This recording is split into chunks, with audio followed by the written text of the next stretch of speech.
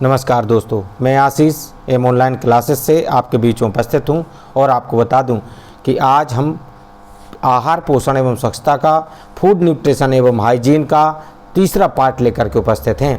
और यह आपको एक खास जानकारी दे दूं कि उत्तर प्रदेश के समस्त यूनिवर्सिटीज़ में यह एक कंपलसरी सब्जेक्ट के तौर पर लागू किया गया है, जो कि अधिकतर यूनिवर्सिटीज़ के लिए यह अति आवश्यक है और इसका पेपर वस्तुनिष्ठ प्रकार से होने जा रहा है। इस बार बुंदेलखंड विश्वविद्यालय में अध्ययनरत समस्त छात्र छात्राओं की विषय समय सारणी आ चुकी है और उसके लिए यह खास तौर पर BA, BSc एवं BCom पाठ्यक्रम के दौरान यह सभी को यह कंपलसरी सब्जेक्ट्स का सामना करना पड़ेगा। लेकिन उसमें कुछ नए रूप में जो प्रश्न आने वाले हैं, उन प्रश्नों की तैयारी हेतु हम आपकी पर्याप्त सहयोग करेंगे, हम आपका मदद करेंगे आपकी। और आप लोग लगातार हमसे जुड़े रहिए, अध्ययन करते रहिए और हमारे सारे प्लेटफॉर्म को फॉलो करिए। यूट्यूब चैनल को खास तौर पर जिन्होंने अभी तक सब्सक्राइब नहीं किया है तो सब्सक्राइब जरूर करें और प्रत्येक क्लास को लाइक ज़रूर करें। और आपको बता दें कि और भी मटेरियल और भी अदर सब्जेक्ट की सारे के ऑब्जेक्टिव प्रश्नों की श्रृंखला हमारे प्लेलिस्ट व्यू झांसी में उपलब्ध है। आप लोग उससे जुड़ सकते हैं और हमारी वेबसाइट एम ऑनलाइन क्लासेस भी सर्च करेंगे, वहाँ पर भी आपको हमारे सारी चीज़ों के माध्यम और सारी चीज़ों का आपको PDF और डॉक्यूमेंट वगैरह, और जो भी प्रतियोगी छात्र हैं उनके लिए भी हम लोग लगातार प्रश्नों की श्रृंखला, current affairs, daily current affairs आप लोगों के बीच में लगातार दिया जा रहा है। और चलिए अब आपके आज के पहले नंबर के प्रश्न से रूबरू करवाते हैं। आप सभी लोगों से आशा है कि आप सभी लोग हमसे जुड़े रहेंगे और हम लोगों का भी सहयोग करते रहेंगे, क्योंकि हमारा जो प्लेटफॉर्म का हमारा लक्ष्य है प्रत्येक घर परिवार में हो सरकारी नौकरी, और हम लोग लगातार प्रयासरत हैं। और आप लोगों के लिए हमारी अनुभवी शिक्षकों की टीम भी लगी रहती है और यह हमारा व्हाट्सएप नंबर भी दिया गया, उस पर भी आप संपर्क कर सकते हैं। अपने समस्या को कमेंट के बॉक्स में कमेंट कर सकते हैं। यूट्यूब की टीम भी हमारी सक्रिय है, वह भी तत्काल कमेंट का जवाब देती है, इसलिए जुड़े रहिए। आहार पोषण एवं स्वच्छता, लीजिए प्रश्न नंबर पहले से रूबरू होते हैं। पहला नंबर प्रश्न क्या कहता है? वसा की कमी, पार्ट तीसरा है। ध्यान दें मान्यवर, आप लोगों के लिए लगातार अपने दोस्तों को जरूर शेयर करें, क्योंकि एक एक प्रश्न महत्वपूर्ण है, एक एक क्लास महत्वपूर्ण है। पहला प्रश्न कहता है वसा की कमी से कौन सा रोग हो जाता है? तो वसा की कमी से आपको बताना है इनमें से कौन सा रोग हो जाता है। ए पार्ट कहता है मधुमेह, बी पार्ट कहता है फाइनोड्रामा या ओबेसिटी या क्योसियोर हो जाता है। कौन सा आपको बताना है कौन सा रोग हो जाता है। पहले नंबर का आपको जवाब देना है, तत्काल प्रभाव से जवाब दें। आशा करते हैं कि आप सभी लोगों ने जवाब दे दिया होगा। तो पहले नंबर का जो इसका उत्तर है आपको बता दें फ्राइनोडर्मा, यह इसका जो वसा की कमी से रोग होता है तो फ्राइनोडर्मा नाम का रोग हो जाता है। लेकिन याद रखें कि हमें यह वसा की कमी का पूछा गया है, क्योंकि प्रश्नों में बहुत सी त्रुटियां हो जाती हैं कई बार। तो वसा की कमी के लिए प्रश्न बहुत ही महत्वपूर्ण प्रश्न है और वेरी मोस्ट इम्पोर्टेंट क्वेश्चन है, वेरी मोस्ट इम्पोर्टेंट क्वेश्चन है। इसको अंडरलाइन भी कर लें, आप स्क्रीनशॉट भी ले सकते हैं। आप ही लोगों के लिए लगातार लिखते रहिए और नोट जरूर करते रहें। चलिए अगले प्रश्न की ओर बढ़ते हैं। दूसरे नंबर इसका देखिए उत्तर, पहले का उत्तर आपकी स्क्रीन पर साफ दिख रहा है, पहला आपका उत्तर दिख रहा है आपको। दूसरा प्रश्न आपकी स्क्रीन पर आ चुका है, वसा कैसा भोज्य पदार्थ है? आपको बताना है कि वसा जो है वह किस तरीके का भोज्य पदार्थ है। चिकनाई युक्त भोज्य पदार्थ है या नमकीन है या सूखा हुआ है या मिश्रित है। चारों ऑप्शन दिए गए हैं, चारों में से कौन सा सही है? हमारी टीम जो आपके लिए लगातार प्रयास कर रही है, तो अच्छे से अच्छे प्रश्नों की श्रृंखला देने का पूरा प्रयास कर रही है, जिससे कि आप लोग अच्छे से अच्छे प्रश्नों से अवगत हों और अच्छे से अच्छे नंबर प्राप्त करें। इसलिए याद रखें, अपने गुरु का इतना ही सहयोग करिए कि अपने दोस्तों को शेयर करें और उन दोस्तों से कहें कि हमारे चैनल को सब्सक्राइब भी करें और ज़्यादा लोगों को शेयर करें, जितनी हम मदद हो सकेगी। और जिन लोगों को आपको बता दूं टाइम टेबल समझ में नहीं आ रहा है, आज मैं एक टाइम टेबल की भी आपको एक क्लास दूंगा, जिसमें आपको टाइम टेबल भी समझाया जाएगा कि किस तरीके से जो हमारा टाइम टेबल आया है उस टाइम टेबल में क्या क्या बातें खास हैं, किस तरीके से पेपर आना है, किस तरीके से पेपर नहीं आना है, कब से पेपर होना है, सारी चीज़ों को लेकर के आप लोगों के बीच में आज मैं उपस्थित होऊंगा, आप लोगों को वही भी जानकारी दी जाएगी।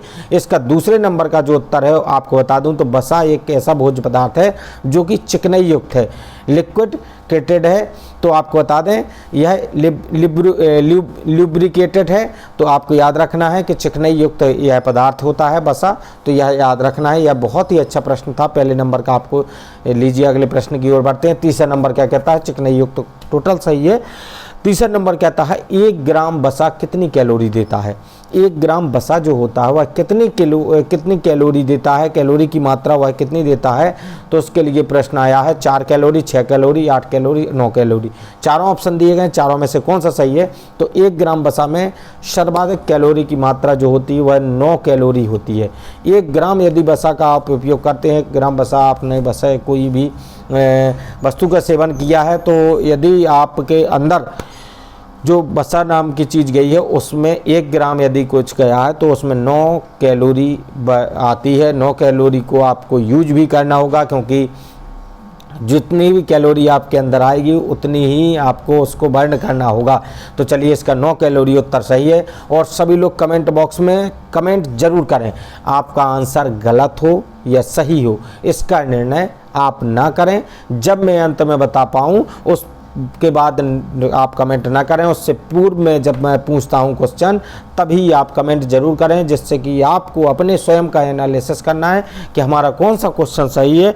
क्योंकि हम देख रहे हैं कि आप लोग कमेंट करने से डरते हैं, कौन सा आप फेल हो रहे हैं। यदि कमेंट करेंगे तो आपको ही याद होगा कि हम कहाँ पर गलतियाँ कर रहे हैं। चलिए अगले प्रश्न की ओर बढ़ते हैं। इसका उत्तर आप लोगों को बता दिया, 9 कैलोरी है। 1 ग्राम वसा में जो पाई जाती है वो 9 कैलोरी, याद रखें। अगला चौथा क्वेश्चन है, ऊर्जा संग्रह का उत्तम साधन है। ऊर्जा संग्रह का उत्तम साधन क्या है। प्रोटीन है, कार्बोज है, वसा है, ग्लूकोज है। चारों ऑप्शन दिए गए, चारों में से कौन सा उत्तर सही है आपकी स्क्रीन पर साफ साफ देखा जाए। ऊर्जा संग्रह का उत्तम साधन है।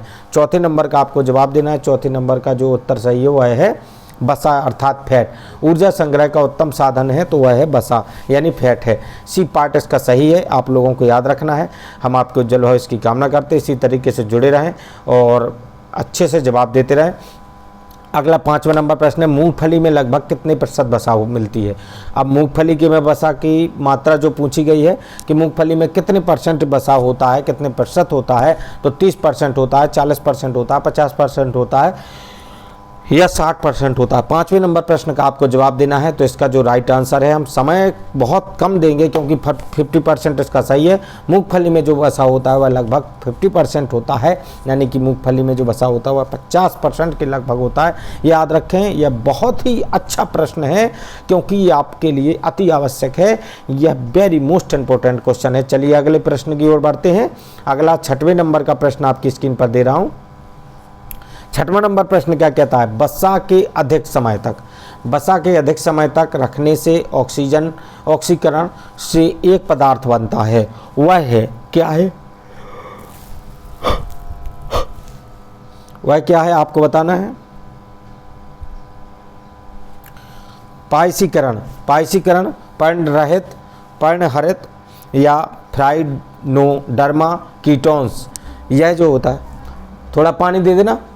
तो वसा के अधिक समय तक रखने पर ऑक्सीकरण से एक पदार्थ बनता है, वह है क्या है। पायसीकरण, पर्णहरित या फाइनोडर्मा कीटोन्स।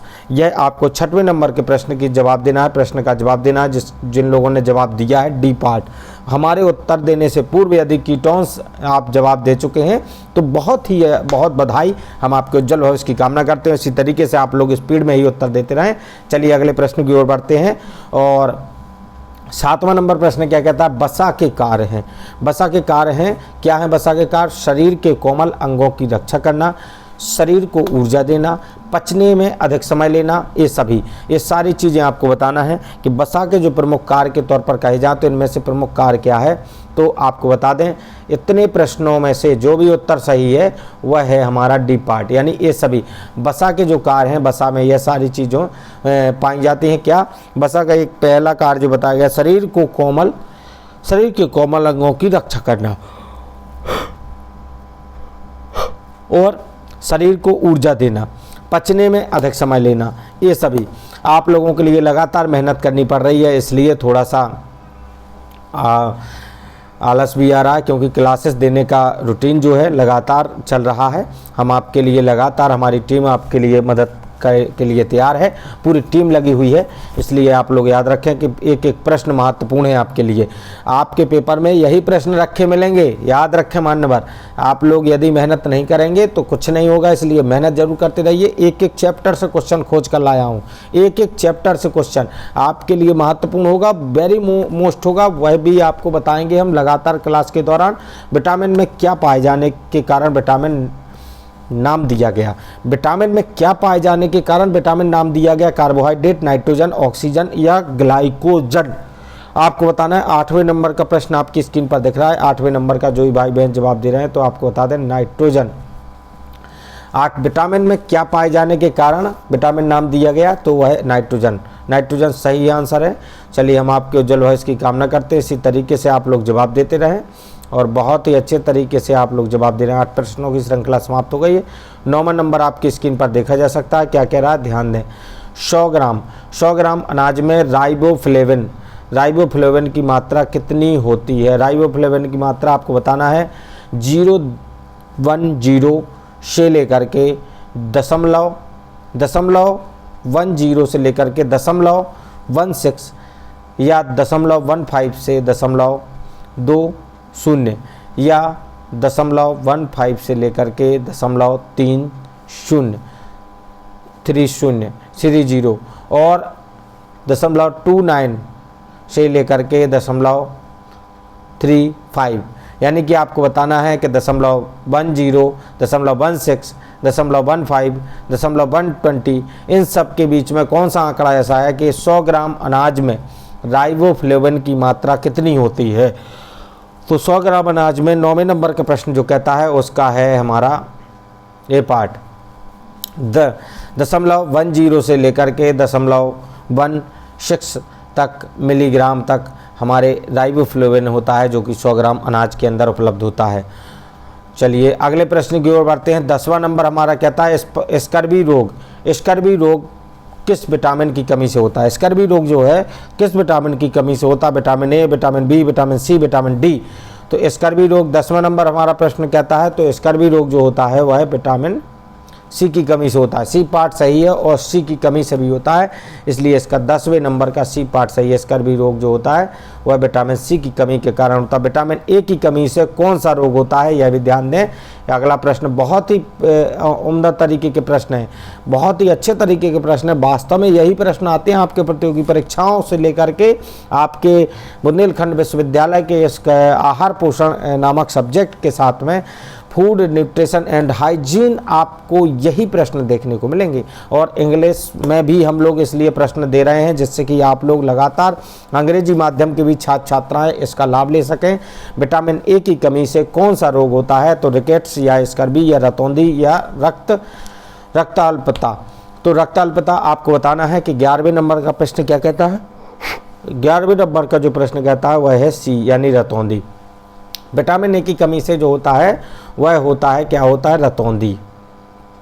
विटामिन ए की कमी से जो होता है रतौंधी, यानी रात में उसको कम दिखाई देता है, तो यह रतौंधी के नामक रोग है। और चलिए अगला 12वें नंबर का प्रश्न है भ्रूण की गर्भावस्था में मृत्यु हो जाती है। भ्रूण की गर्भावस्था में मृत्यु हो जाती है विटामिन ए हो जाती है। विटामिन ए की कमी से, किसकी कमी से हो जाती है आपको बताना है, विटामिन सी की, विटामिन ई की, विटामिन के की। तो भ्रूण की गर्भावस्था में मृत्यु हो जाती है, तो किस वजह से मृत्यु हो जाती है। 12वें नंबर प्रश्न का जवाब देना है विटामिन, इसमें कहा गया है साफ साफ देखिए कहा गया है विटामिन के की कमी से। इसका जो राइट आंसर है विटामिन के है। आप लोगों को भी जवाब देना है, स्पीड में जवाब देते जाएं। और चलिए अगले प्रश्न की ओर बढ़ते हैं। आप लोगों के लिए लगातार प्रश्नों की श्रृंखला, और बहुत ही जल्द आप लोगों को वह भी मिल जाएगा जो आप लोग उम्मीद कर रहे थे कि हमें मानवाधिकार की भी क्लासेस चाहिए हैं, अन्य क्लासेस भी चाहिए, वह भी क्लासेस आपकी डली हुई हैं, उनको भी देखें। और हम न्यू क्लासेस को भी अपलोड करते जा रहे हैं, बहुत ही जल्दी हमारी टीम लगी हुई है। 13वें नंबर का प्रश्न क्या कहता है, ध्यान दें। विटामिन शब्द सबसे पहले किस वैज्ञानिक द्वारा प्रस्तावित किया गया। फंक या हाइकिंस या मैकालम या टकाको। तो आपको बताना है इसमें से कौन सा उत्तर सही है। 13वें नंबर का प्रश्न का जो उत्तर सही हुआ है आपको बता दें फंक। विटामिन शब्द का सबसे पहले जो वैज्ञानिक द्वारा प्रस्तावित किया गया तो फंक नाम के विद्वान है। और चलिए अगले प्रश्न की ओर बढ़ते हैं। 14वां नंबर प्रश्न हमारा कह रहा है, क्या कह रहा है, निम्न में से विटामिन से नेत्र ज्योति ठीक रहती है। निम्न में से किस विटामिन से नेत्र ज्योति ठीक रहती है? Vitamin B, vitamin A, vitamin C, vitamin D. चारों ऑप्शन दिए गए। 14वें नंबर का प्रश्न आपको जवाब देना है। 14वें नंबर का आपको बता दें विटामिन ए से नेत्र ज्योति ठीक रहती है। तो विटामिन ए जो है नेत्र ज्योति के लिए, जैसा कि अभी आपको बता चुका हूँ, रतौंधी विटामिन ए की कमी से होता है। तो यह भी आपका उत्तर बी पार्ट आपको बन गया होगा आसानी से, क्योंकि बहुत ही अच्छे तरीके के प्रश्न हैं। 14वां हो चुका है। 15वें नंबर प्रश्न में प्रवेश कर रहे हैं। 15वां प्रश्न कहता है विटामिन के की खोज कब की गई? विटामिन के की खोज कब की गई? 1933 में, 1938 में, 1943 में, 1912 में। विटामिन के की खोज आपके लिए महत्वपूर्ण प्रश्न है। विटामिन के की खोज कब की गई? आपके लिए महत्वपूर्ण प्रश्न है, याद रखें, यह मोस्ट प्रश्न है। विटामिन के की खोज कब की गई? 1933, 1938, 1943, 1912। चारों ऑप्शन दिए गए। 15वें नंबर प्रश्न की चर्चा कर रहा हूँ। इसका जो राइट आंसर हुआ है 1943 में विटामिन के की खोज की गई, जो 1943 में की गई, यह राइट आंसर है। चलिए अगले प्रश्न की ओर बढ़ते हैं। और जितने भी साथी जुड़े हैं सभी लोगों से आशा करता हूं कि हमारे चैनल को जो नए हैं वह सब्सक्राइब जरूर करें और सभी लोग लाइक करें, चाहे वह अभी नए हों या पुराने हों। सभी लोग क्लासेस को लाइक जरूर किया करें, क्योंकि आप लाइक करेंगे तभी तो दिखेगा, क्योंकि आप व्यू तो देते हैं लेकिन लाइक नहीं करते हैं। क्या बात है, लाइक जरूर करें। उसमें थंब बना हुआ है लाइक ऊपर वाला, तो लाइक जरूर करें, आपके लिए ही बना हुआ है। आप लाइक करें और अपने दोस्तों को भी शेयर करें। शेयर का ऑप्शन बना हुआ है, शतीर लगा हुआ है एक साइड में, तो उसको शेयर जरूर करें। और हमारी टीम आपके लिए लगातार प्रयास कर रही है, इसलिए लगातार हमारी भी हेल्प करें, हमारा भी सहयोग करें, जिससे कि हमें एनर्जी मिलती है कि यदि आप देख रहे हैं, हमारा सहयोग करें, तो हमारा मन होता है क्लासेस बनाने का, अच्छी क्लासेस देने का, तो इसलिए हमारा भी सहयोग करते रहें। चलिए, विटामिन B1 की कमी से मनुष्य में रोग होता है। मनुष्य में रोग हो जाता है, कौन सा? बेरी हो जाता है, या पायरिया हो जाता है, या स्कर्वी हो जाता है, या रतौंधी हो जाता है। कौन सा रोग हो जाता है आपको बताना है। 16 विटामिन बी की कमी से मनुष्य में रोग हो जाता है। 16 नंबर प्रश्न है, कौन सा उत्तर सही है आपको बताना है।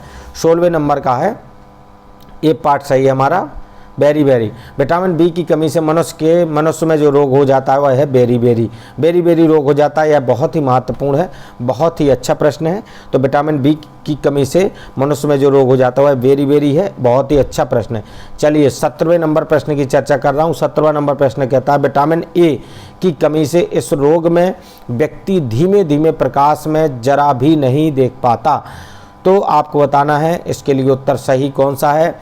स्कर्वी, रिकेट्स, पायरिया, रतौंधी, चारों में से कौन सा सही है? विटामिन ए की कमी से इस रोग में व्यक्ति धीमे धीमे प्रकाश में जरा भी नहीं देख पाता।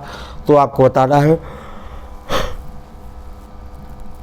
17वां नंबर प्रश्न का उत्तर बताइए। 17वें नंबर का आपको जवाब देना है। 17वें नंबर का उत्तर जो सही है वह है डी पार्ट रतौंधी। ये 3 बार प्रश्न रिपीट हो चुका है अलग अलग तरीके से।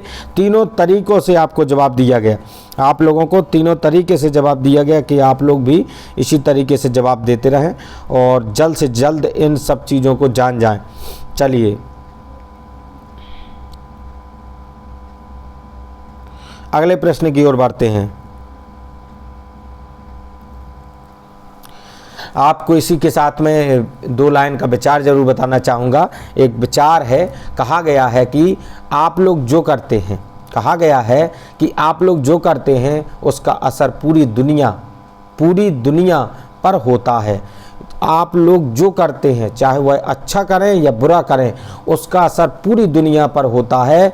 जो पूरी दुनिया करती है उसका असर आप पर होता है। यह ध्यान रखें, यदि आप जो करते हैं तो उसका असर पूरी दुनिया पर होता है, और यदि दुनिया जो कुछ भी करती है उसका असर भी आप पर होता है। जैसा कि रूस और यूक्रेन में युद्ध हो रहा है तो उसका असर भारत में भी देखने को मिलेगा। भारत में भी कई वस्तुओं की आवश्यकता की कमी समझ में आएगी, उनकी कीमत बढ़ेगी। कहीं ना कहीं यह सूत्र अर्थशास्त्र का कहता है कि जहाँ पर जिस वस्तु की कमी होगी वहाँ पर उसका मूल्य अधिक होगा। जिसमें आप लोग देख रहे हैं कि पेट्रोल के दाम वगैरह यह भी बढ़ सकते हैं और हम आप पर कुछ न कुछ प्रभाव जरूर डालेंगे। इसलिए कहीं भी कोई भी व्यक्ति अच्छा काम करता है तो उसका प्रभाव हमारे ऊपर अच्छा पड़ता है, और यदि कोई व्यक्ति गलत काम करता है तो उसका असर हमारी दुनिया, हमारे ऊपर और हमारी पीढ़ी पर भी पड़ता है। इसलिए ध्यान रखें, अच्छे बने, अच्छे कार्य करें,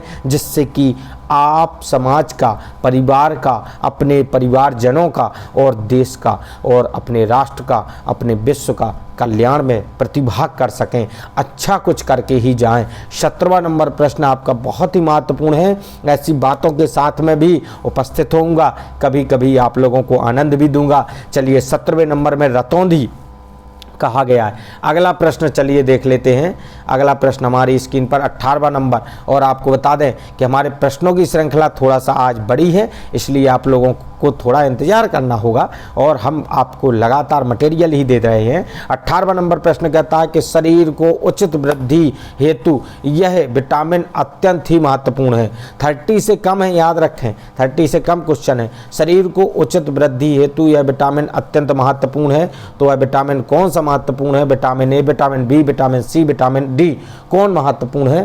तो आपको बताना है कौन सा महत्वपूर्ण है। 18वें नंबर का प्रश्न का जवाब दें।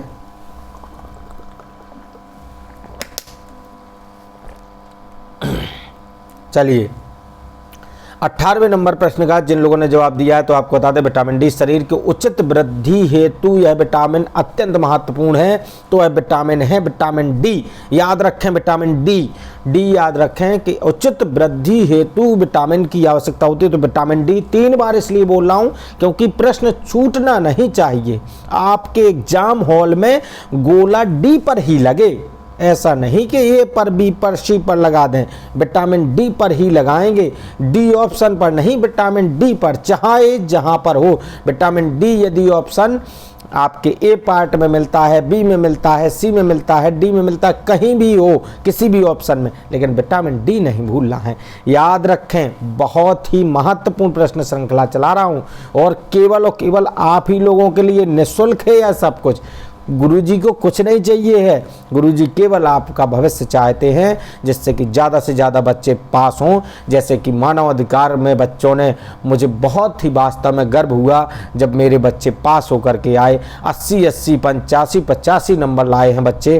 तब उन लोगों ने, बच्चों ने कहा कि गुरुजी वास्तव में बहुत अच्छा सहयोग रहा। और आज भी मानवाधिकार की क्लासेस, जिन लोगों के मानवाधिकार के पेपर रह गए हैं, सेकेंड ईयर में हैं, BCom, BSc, BA, जो सेकेंड ईयर में उनको मानवाधिकार का पेपर देना ही है, इसलिए वह लोग उन क्लासेस को जरूर देखें। उनके लिए हमारी क्लासेस ह्यूमन राइट की प्लेलिस्ट बनी हुई है, उसमें जाकर के देखें। और एक नई क्लास भी, हम एक बड़ी क्लास भी देंगे, उसको भी देखते रहें। लगातार आप लोगों को सभी विषयों की क्लासेस मिलेगी। निम्न में से एक विटामिन चेचक तथा काली खांसी से बचाव करता है। क्या करता है? ABCD। 19वें नंबर प्रश्न का आपको जवाब देना है। 19वां नंबर प्रश्न क्या कहता है? तो विटामिन डी, विटामिन डी जो है चेचक और काली खांसी से भी बचाव करता है। विटामिन डी देखिए कितना उपयोगी है, शरीर की वृद्धि के लिए भी जरूरी है और चेचक और काली खांसी के लिए भी जरूरी है विटामिन डी। याद रखें, यह बहुत ही महत्वपूर्ण, बहुत ही उम्दा तरीके का प्रश्न है। 20वां नंबर प्रश्न कहता है विटामिन ए के अभाव में बच्चों में निम्न में से कौन सा रोग हो जाता है? विटामिन ए के अभाव में बच्चों को कौन सा रोग हो जाता है? बेरी, रतौंधी, रिकेट्स, स्कर्वी। 20वां नंबर हमारा प्रश्न फिर से आ गया है, लीजिए।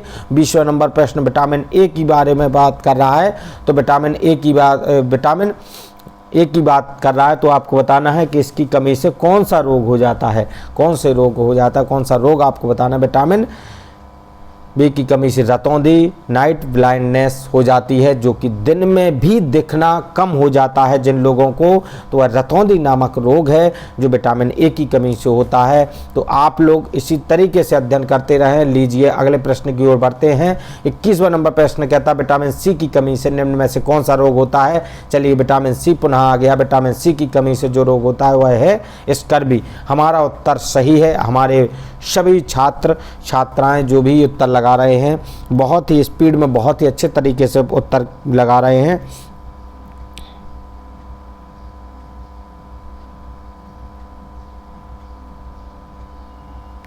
कहा गया है क्या, एक और लाइन सुन लीजिए, कहा गया जब आप किसी काम की शुरुआत करें तो असफलता से मत डरें। बहुत अच्छी बात कही गई। किसी काम की शुरुआत करें तो असफलता से मत डरें और उस काम को ना छोड़ें जो लोग ईमानदारी से काम करते हैं। उस काम को ना छोड़ें जो लोग ईमानदारी से काम करते हैं, वो सबसे प्रसन्न होते हैं। जो इंसान ईमानदारी से कार्य करता वह सबसे प्रसन्न होता है। ऐसा नहीं कि केवल कुछ लोगों से प्रसन्न रहे, इसलिए प्रसन्न रहना भी सीखें और पूरी ईमानदारी से काम करें। और असफलता के डर से कोई काम ना शुरू करें तो काम जरूर करें, चाहे वह शिक्षा हो या आप किसी क्षेत्र में बिजनेस कर रहे हो, तो सभी चीज़ें संभव हैं। चलिए अगले प्रश्न की ओर बढ़ते हैं। 22वां नंबर प्रश्न कहता है बेरी बेरी रोग किस विटामिन की कमी से होता है। तो आपको बताना बेरी बेरी रोग किस विटामिन की कमी से होता है। विटामिन की कमी से होता है तो आपको बताना है, यह 22वें नंबर प्रश्न का जवाब देना। 22वें नंबर का जो है थायमिन की कमी से बेरी बेरी रोग होता है, यह कहा गया है। ए पार्ट में कहा गया थायमिन की कमी से क्या होता है, बेरी बेरी। तो यह याद रखें, यह B1 का ही नाम है, क्या, बेरी बेरी। तो चलिए अगले प्रश्न की ओर बढ़ते हैं। विटामिन ई का प्रमुख कार्य निम्न में से क्या है। विटामिन ई का जो प्रमुख कार्य है वह निम्न में से क्या है। नेत्रों की ज्योति बढ़ाना, शरीर में ऊर्जा उत्पन्न करना, प्रजनन शक्ति बढ़ाना, शरीर का निर्माण करना। यह प्रश्न जो है बहुत ही महत्वपूर्ण है, वेरी मोस्ट इम्पोर्टेंट लगा लें इसको, क्योंकि बहुत ही उम्दा तरीके का प्रश्न पूछा गया है। विटामिन ई के प्रमुख कार्य क्या हैं, कहा गया नेत्रों की ज्योति बढ़ाना, शरीर की ऊर्जा उत्पन्न करना, प्रजनन शक्ति बढ़ाना, शरीर का निर्माण करना। 23 नंबर प्रश्न का आपको जवाब देना, जिसका राइट आंसर है प्रजनन शक्ति बढ़ाना। तो आपको बताना है यह बहुत ही अच्छा प्रजनन शक्ति बढ़ाना है, जो बढ़ाते हैं प्रजनन शक्ति बढ़ाने के लिए आवश्यक है तो विटामिन ई की आवश्यकता होती है। इसलिए विटामिन ई इंसान का अच्छा होना चाहिए, जिससे कि वह आगे की पीढ़ी को उत्पन्न करने में सहायक होगा। जय हिंद। चलिए अगले प्रश्न की ओर बढ़ते हैं। अगला 24वां नंबर हमारा क्या कहता है, ध्यान दें। सभी लोगों को बहुत बहुत शुभकामनाएं। और हम आपको बता दें होलिकोत्सव कई लोग मना रहे हैं, अलग अलग तरीके से मना रहे हैं। कोई रंगों के साथ में मना रहा है, कोई गुलाल के साथ में मना रहा है, कोई प्राकृतिक टिश्यू के फूलों के साथ में मना रहा है। बहुत ही उम्दा तरीके से इस बार की होली मनाई जा रही है। इस बार की होली में बहुत ही अच्छे तरीके के अनुभव देखने को मिल रहे हैं। सभी हमारे भाई बहन जो भी होलिका उत्सव मना रहे हैं, कहीं भी मना रहे हैं, जो भी हम हिंदू धर्म या होलिका उत्सव मना रहे हैं, किसी भी धर्म के हमारे भाई बहन हों, सभी लोगों को बहुत बहुत शुभकामनाएं। पुनः होली और भाई दूज की शुभकामनाएं देता हूं। 24वां नंबर प्रश्न कहता है कि रिकेट्स नामक रोग किस विटामिन की कमी से होता है। तो रिकेट्स नामक रोग जो है 24वां नंबर प्रश्न कहता है, तो इसका उत्तर सही है, विटामिन डी की कमी से रिकेट्स नामक रोग होता है, याद रखें। चलिए 25वां नंबर प्रश्न, बस बहुत ही जल्द हम 27 प्रश्नों की श्रृंखला लेकर उपस्थित हैं। विटामिन ए सबसे अधिक किस में मिलता है। विटामिन ए सबसे अधिक किस में मिलता है, यकृत में, गाजर में, स्कर्बी में, रतौंधी में। 25 नंबर प्रश्न का आपको जवाब देना। 25वां नंबर हमारा जो कहता है विटामिन ए सबसे अधिक किस में मिलता है, यह भी पूछा जाता है, तो किस में मिलता है आपको बताना है। तो यह विटामिन ए जो है हमारा उत्तर राइट आंसर जो है, राइट आंसर आपको बता दें कैरेट यानी अर्थात गाजर में मिलता है। विटामिन ए सबसे अधिक जो मिलेगा वह गाजर में मिलेगा, तो इसलिए गाजर का उपयोग जरूर करें। या अगर विटामिन ए की कमी है आपके अंदर तो गाजर का उपयोग जरूर करें। इसलिए हमारे सलाद में भी गाजर दी जाती है, हलवा भी गाजर का खाते हैं। यही सब चीज़ें हैं, प्रकृति ने सब कुछ दिया है पूरा करने के लिए। नियासिन की कमी से निम्न में से कौन सा रोग होता है। तो नियासिन की कमी से कौन सा रोग होता है, पेलेग्रा, रिकेट्स, स्कर्बी, रतौंधी। आपकी स्क्रीन पर बना हुआ है, चारों ऑप्शन दिए गए हैं, तो आपको बताना नियासिन की कमी से कौन सा रोग होता है। 26वें नंबर प्रश्न का आपको जवाब देना है। सेकंड लास्ट है, इसके बाद अंतिम। तो पेलेग्रा नामक रोग होता है, इसमें नियासिन की कमी से। ये पार्ट सही है हमारा। जो भी भाई बहन पहले पूर्व में उत्तर लगा रहे हैं हम उनको बधाई दे रहे हैं, उज्जवल भविष्य की कामना करते हैं। चलिए अगले प्रश्न की ओर बढ़ते हैं। विटामिन सी निम्न में से किस में पाया जाता है। विटामिन सी किस में पाया जाता है आपको बताना है। विटामिन सी अंतिम क्वेश्चन है। मक्खन, घी, तेल, नींबू किस में पाया जाता है विटामिन सी, आपको पता होना चाहिए। बहुत ही आसान सा क्वेश्चन है। तो इसमें जो पाया जाता है वह है विटामिन सी। किस में पाया जाता है? तो नींबू में पाया जाता है, याद होना चाहिए। खट्टी चीज़ों में विटामिन सी पाया जाता है, यह नॉर्मल सी बात है। इसलिए आपका विटामिन सी यानी डी पार्ट आपका सही है नींबू में, लेमन में।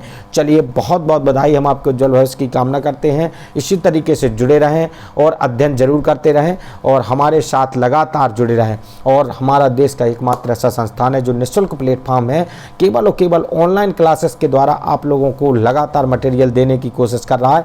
और हमारे सारे प्लेटफॉर्म पर जा कर के आप उनको लाइक करें, शेयर करें, सब्सक्राइब करें, अपने दोस्तों को भी शेयर करें। और हमारी वेबसाइट भी एम ऑनलाइन क्लासेस के नाम से उपलब्ध है, उस पर भी डेली करंट अफेयर्स दिया जा रहा है। डेली करंट अफेयर्स आप लोग लगातार जुड़े रहिए। डेली करंट अफेयर्स में आप लोगों के लिए लगातार पर डे का करंट अफेयर्स दिया जा रहा है, जो कि आपकी प्रतियोगी परीक्षाओं में भी काम आएगा और आपकी जानकारी को भी बढ़ाएगा। इसलिए यदि आप तैयारी कर रहे हैं या नहीं कर रहे हैं तो करने लगिए, अगर नहीं कर रहे हैं तो जानकारी बतौर न्यूज़ के तौर पर आप जरूर पढ़िए।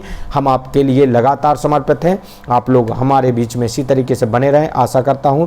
चलिए अब मैं विदा लेना चाहूँगा। जय हिंद साथियों, वंदे मातरम साथियों। और भी क्लासेस आपको लगातार मिलती रहेंगी। चलिए बहुत बहुत धन्यवाद।